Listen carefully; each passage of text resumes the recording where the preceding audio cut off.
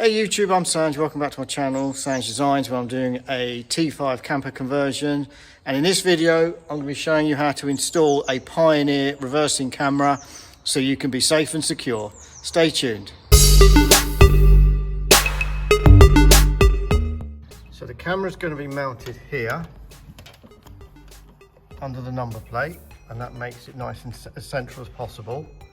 So it's just going to sit underneath that number plate, underneath the system here. So what I basically need to do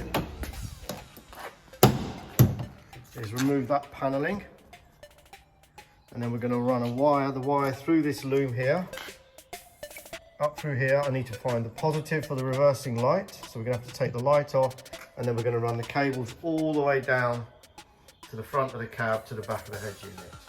So first thing we need to do is pop that panel off.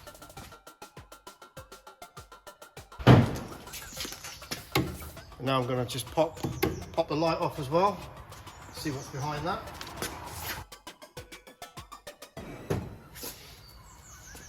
Okay, so I'm more likely going to have to loosen some of this mechanism because it's sort of in the way. I'm not going to take it out, I'm just going to loosen it to try and give me a bit of access behind it. So I managed to take most of the back off. I had a problem with that one, wasn't easy. So the camera is positioned now. I've left a little bit of space so we can stick that on once it's done.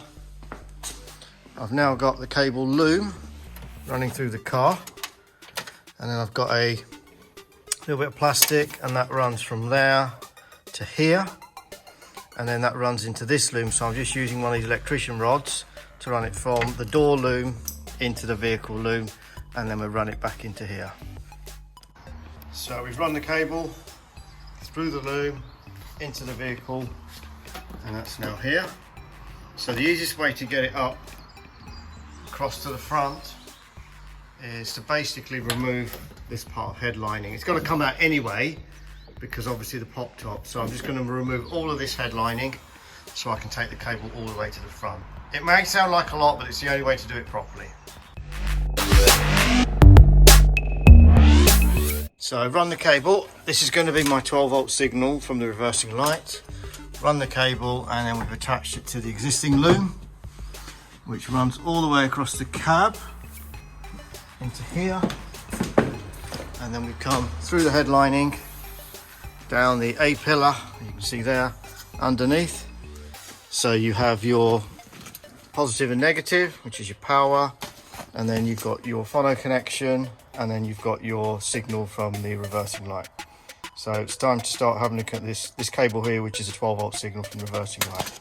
So the next thing to do is to understand which one of these cables is your reversing light. So the easiest thing to do is to switch the ignition on, put the vehicle into reverse, and then using your little tester or your multimeter is basically test each of those wires. So when the light comes on, then you know that's a reversing light. So this is telling me that this green and black wire at the top is our reversing light.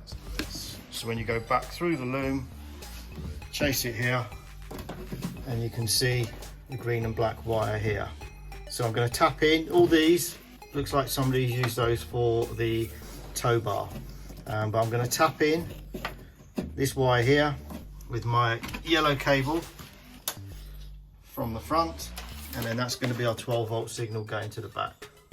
So the yellow signal wire, I've just put an inline fuse there. It's a bit over the top, but it just means that if there is a short, it's not going to fry the head unit.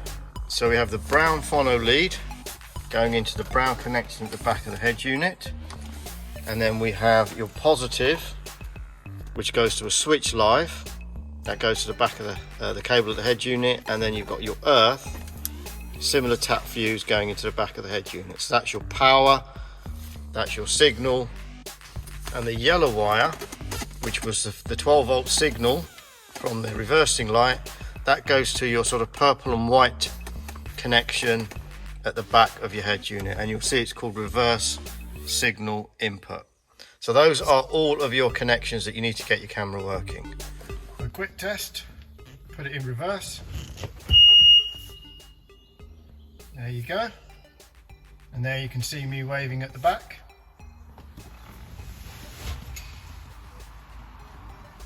works perfectly. So now that's all working nicely. Everything's where it needs to be. It's just a case of tidying up all these loose cables, putting everything, all the panels, all the lights and everything back. So that is the reversing camera installed, working, tested, and a really good bit of kit. And a good safety issue considering it's a panel van at the moment, so you can't really see out the back. Yeah, I've got parking sensors, but there's nothing beats a rear view camera. So again, something you can do yourself. There's only really 3 wires. With a bit of time, but certainly give it a go. But anyway guys, thanks for watching. Hope you enjoyed that video, and stay tuned for some more, and we'll see you next time.